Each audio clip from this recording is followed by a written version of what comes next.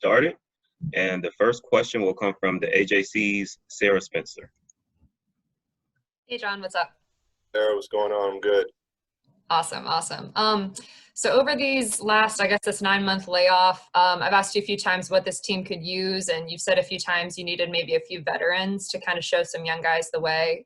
What are your thoughts on this new roster and its potential this season based off the guys you've added? Yeah, definitely for a guy like me who's had 3 rosters, who sort of had turnover every year, it's nice to see a Gallo, a Rondo, Bojan, Bogey, Chris Dunn.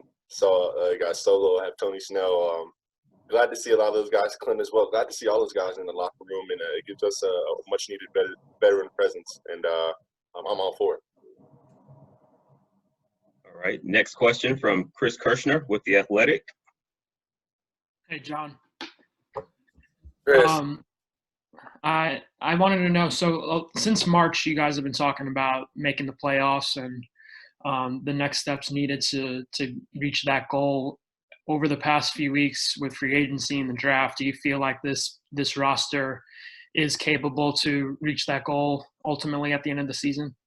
Yeah, definitely. Although we're not perfect, I feel like a lot of the holes are glaring holes that we were trying to fill this offseason are patched up very well. Obviously, there's a chemistry factor and just an on-court factor that we all need to get together, which comes with time. But I feel like with what we have now, very impressive and nice depth, and like I said, veteran leadership. So I'm looking forward to all those positive things.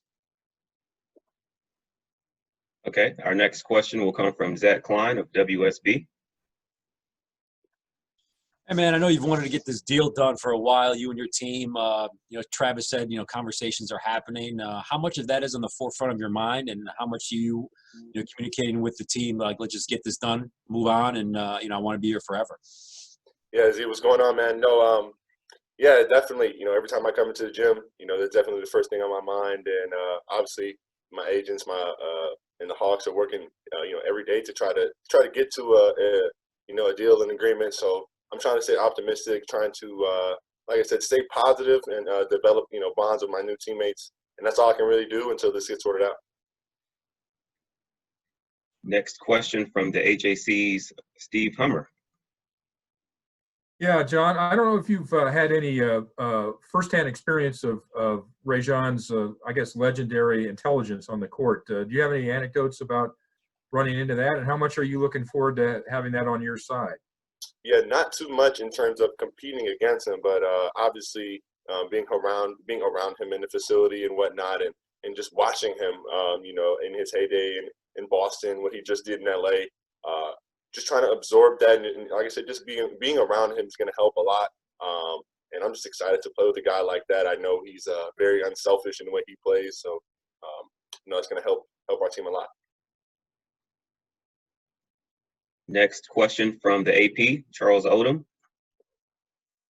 John, when you guys last gathered as a team, you were preparing for what was referred to as the deleted 8, and now obviously expectations are going to be much different. Can you just talk about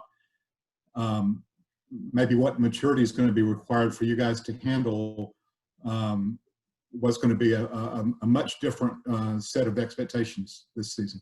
Yeah, definitely. I feel like those expectations are raised because of the veteran leadership, because of Coach McMillan being on our staff, and now we have all our rooks. We're taking that next year, that second year jump. So I feel like the expectations are high on all of us. We've shown potential, and we've shown just flashes of greatness. And now we've added other solid NBA players, veterans who have proven themselves in this league. So I just feel like when you just look at our team on paper, and then you look at our ages, and you look at all the positives, your mind just starts to race. And I feel like we're there too. We're excited, but we need to, for our young guys, grow up a little bit. And I feel like for the older guys, just give that experience and lend their knowledge to us.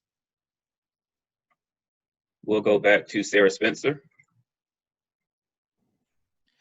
John, you guys are in such a unique situation with only weeks, days until, the preseason and then the season starts. With a completely revamped roster, basically, how do you build enough chemistry in this short amount of time in order to be ready to take things by storm come game time? Yeah, obviously, right now things are a little bit, a lot different than they normally are. So, the answer to that is just getting on-court time together. And like I said, obviously things are a little bit jumbled up right now, and we're doing what we can inside the facility to try to just keep in shape and keep ready. But that's really it. Playing together, building that chemistry, talking to one another, and just knowing your teammate leads onto the court. I'm a big believer in that. So that's what it's going to take. One quick follow-up. Last season, you guys struggled a little bit with maybe talking enough on the court. How much do you think that will be alleviated by having more experienced guys out there, and maybe Rondo too, to lead the second unit, but just overall? No, definitely. Having those guys here is contagious. That's one thing that coaches, the word coaches like to use is talking is contagious, and I feel like that helps our young guys build good habits as well as myself. We have a whole group of guys talking and covering for each other that helps on offense and defense, and just gives our whole team a morale boost. So I'm all for that as well. Thank you. Next to Jamila Johnson from ATLHawksFans.com. Hey, John, how are you? Mel, good. How are you? I'm good. Thank you. So my question is, last year in the off season, how's your training, or is it different at all from the off season of last year to this year? And if so, specifically, what have you been working on and trying to improve upon? In terms of what I do on court, I'd say, trying to work on more perimeter oriented things, more ball handling, defending guards, trying to become quicker. But in terms of things being different, I'd say the only thing that's truly different is more individual workouts. Obviously, trying to keep space 6 feet apart, and all these COVID rules kind of limit what we can do in the gym. So I'd say it's a little bit more heavier on the individual side and less team. And I feel like that's been the biggest difference. We'll go to Edwin Powell with Hawks Beat. Hey, what's going on, John? Hey, it was good.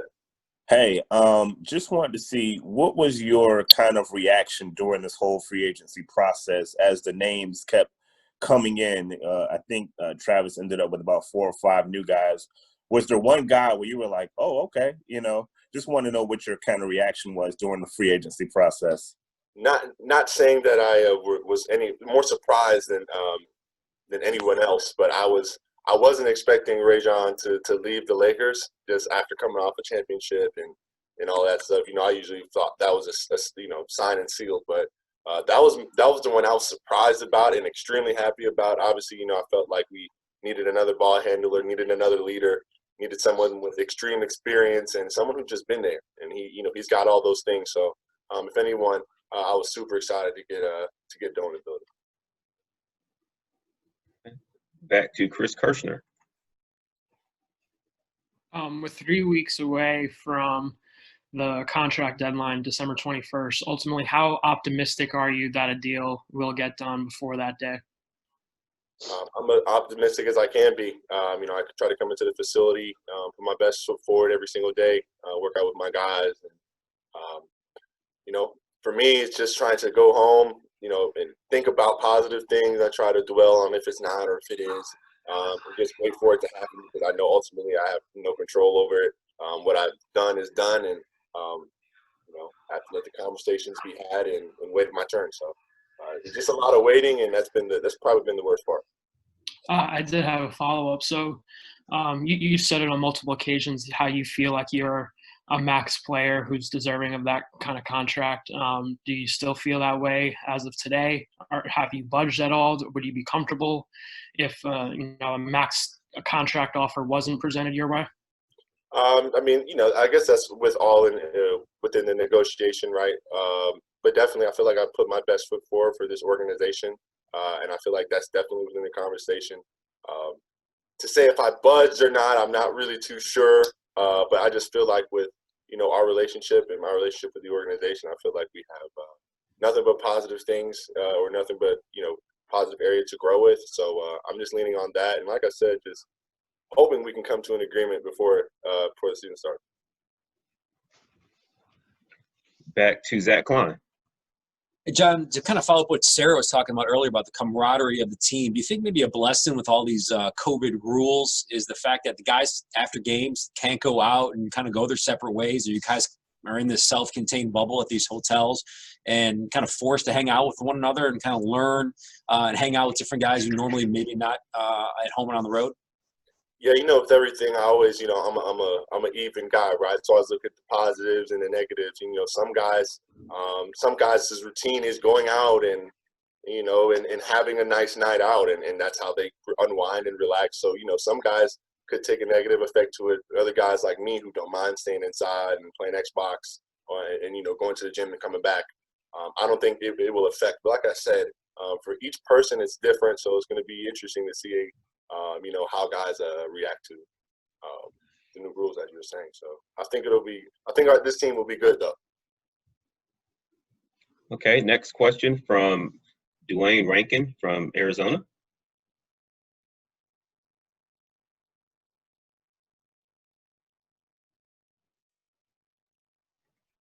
Sorry about that. John, you guys haven't played in forever.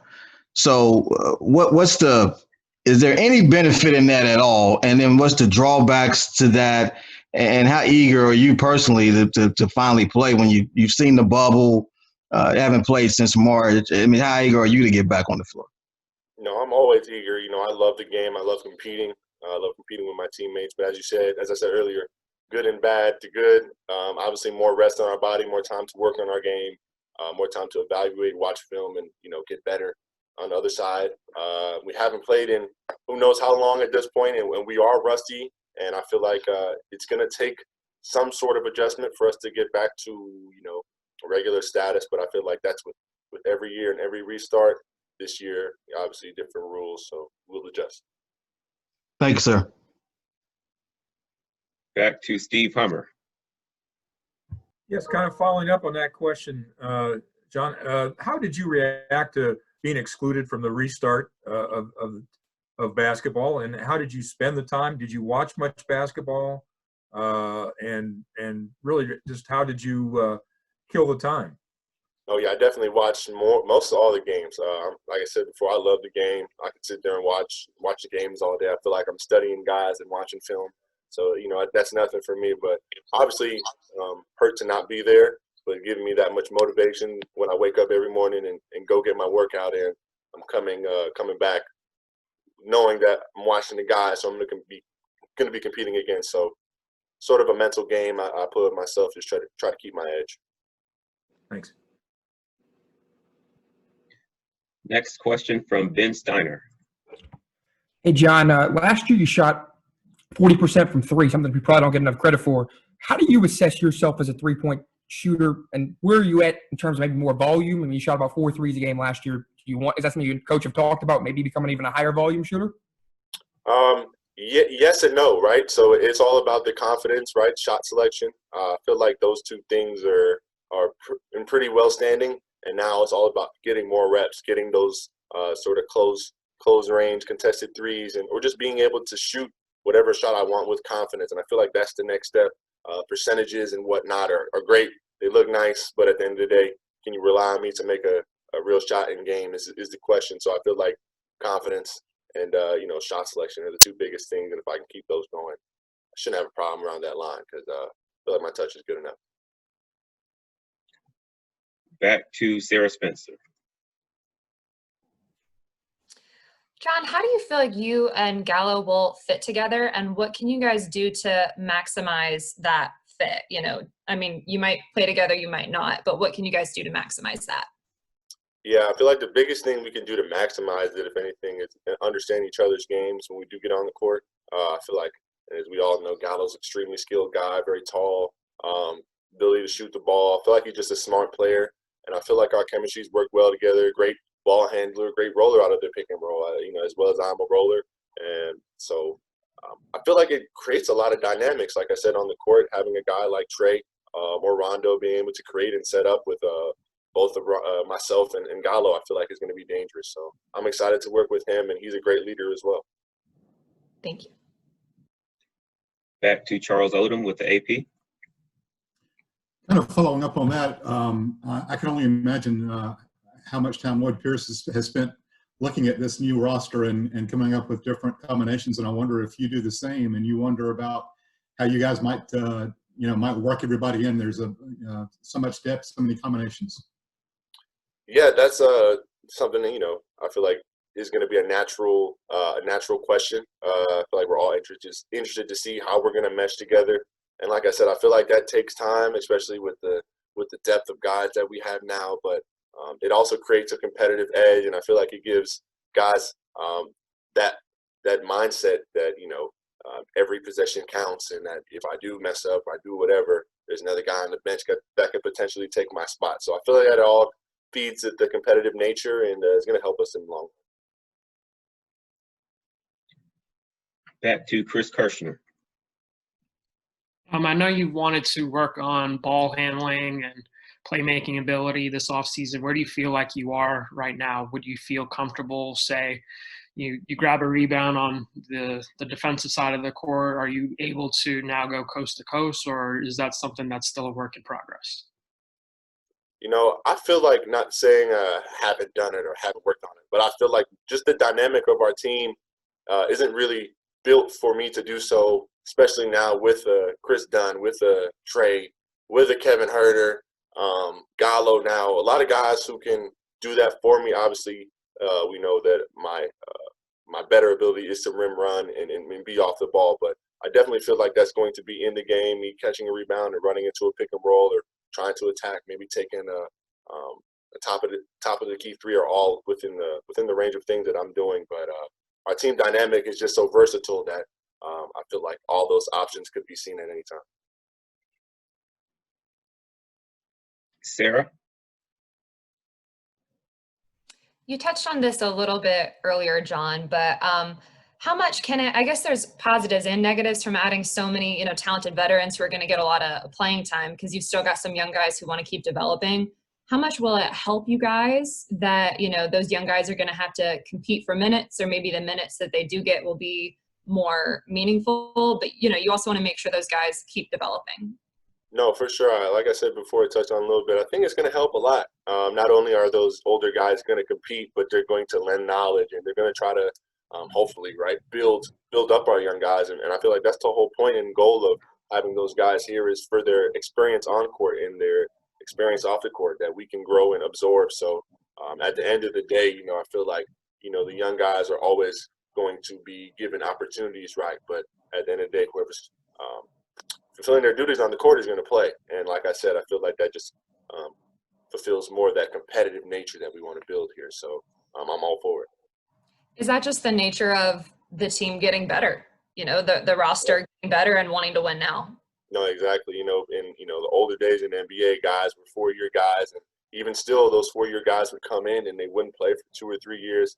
Obviously, the league is younger now, and I feel like that attributes to some of the things that we're seeing. But obviously, great to have these guys into the gym, and hopefully that can alleviate that problem.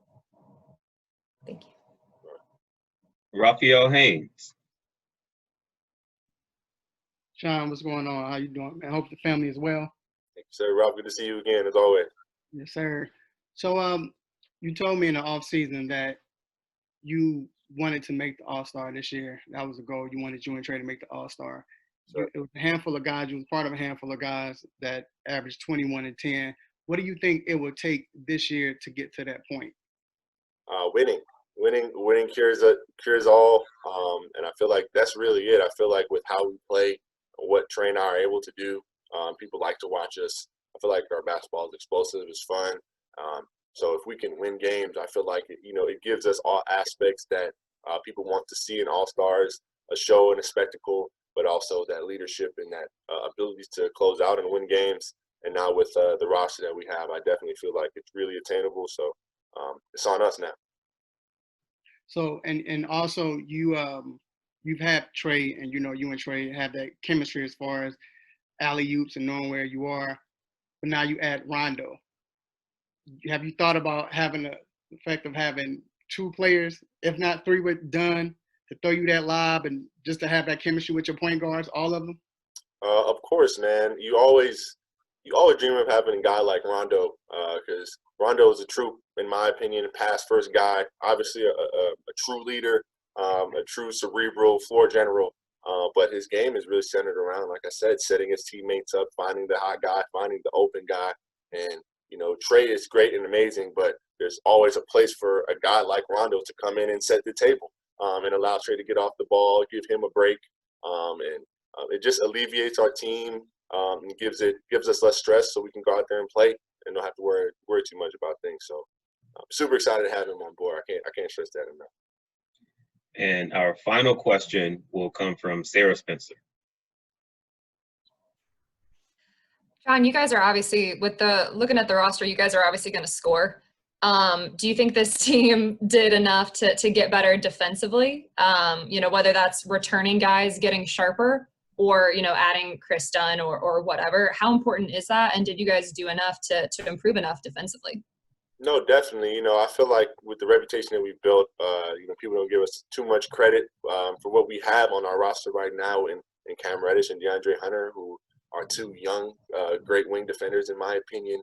We add Tony, we add Chris, Solomon, Rondo, Bogey, you know, crafty, savvy defender, and obviously Gallo, not known for being a defender, but however many years Gallo's been in the league now, he obviously knows what he's doing and has some level of experience. So I feel like all that takes into account more than people give us credit for, and I'm excited for us to go out there and compete defensively, and I feel like that's going to help us take a next step as well. Thank you. All right, that was our final question. So, John,